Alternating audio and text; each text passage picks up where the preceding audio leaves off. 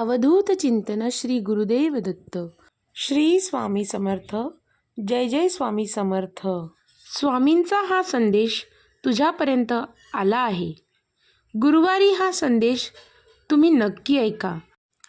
तुमचे भाग्य उजाडणार आहे. तुझ्या जीवनात जी काही अडचणी आहेत, जे तू संकटे पाहत आहेस, त्या संकटांना सामोरे जाण्याची जी शक्ती आहे ती आपल्या स्वामींकडून मिळते. स्वामी असं म्हणतात की तू तुझ्या कामात जे काही कष्ट करत आहेस, प्रयत्न करत आहेस, त्या प्रयत्नांना सामोरे जाण्याची शक्ती आम्ही तुला प्रदान करू.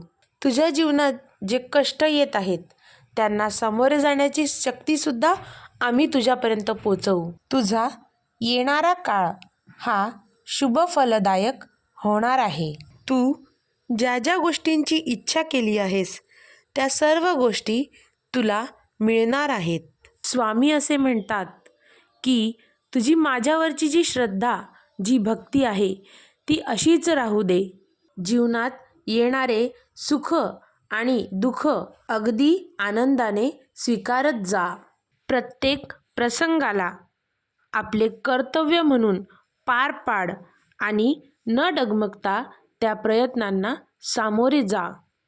तुला निश्चितच त्या प्रयत्नांना यश मिळणार आहे. स्वामी म्हणतात, प्रत्येक माणसाने माणुसकी या नात्याने मन जपण्याचा प्रयत्न केला पाहिजे. नेहमीच शक्य नाही म्हणून निदान प्रयत्न तरी केला पाहिजे.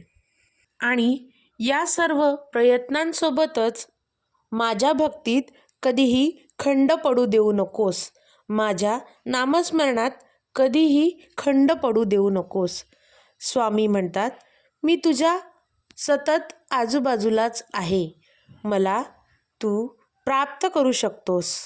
आपले मन आणि चित्त हे परमेश्वराजवळ असू द्या. स्वामी म्हणतात, अंगी ईश्वर भक्ती बाळगा. हीच महत्त्वाची खरी गोष्ट आहे. ज्या व्यक्तीने माझी अगदी मनोभावे श्रद्धा आणि भक्ती केली त्याला भीती कशाची?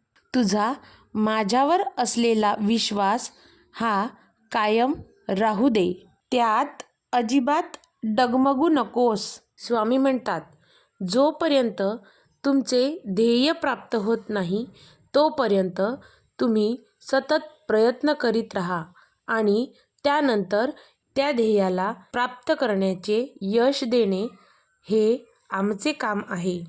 चॅनलवरती नवीन असाल तर सबस्क्राईब करा, व्हिडिओला शेअर करा आणि हो, लाईक करा आणि कमेंट करायला विसरू नका. श्री स्वामी समर्थ. श्री स्वामी समर्थ. अवधूत चिंतन श्री गुरुदेव दत्त. श्री स्वामी समर्थ.